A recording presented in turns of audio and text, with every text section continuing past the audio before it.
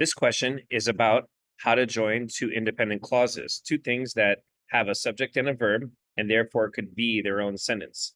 So we can join them with a semicolon, John jumped, semicolon, he fell, or comma fanboys, John jumped, comma, and he fell. So fanboys, for and nor, but, or yet, and so. So in our situation, the first independent clause says, this chemical counters this effect. So that's an independent clause. It could be its own sentence. And it's ensuring that proteins regain their original configurations. Now, that part right there is a modifier. And the reason you point out a modifier is you say to yourself, if it's deleted, the rest of the sentence should be okay. So let's just imagine for a moment that this part is not even there, including the word configurations. If that part is not there because it's a modifier, we're supposed to treat it as if it's invisible. Then we would have the chemical counters this effect. This chemical is found in high concentrations in the cells. So that second part there, that is an independent clause.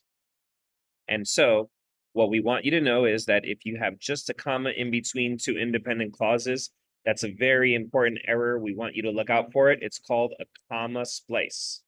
We used to call it a run-on. A lot of people still call it a run-on.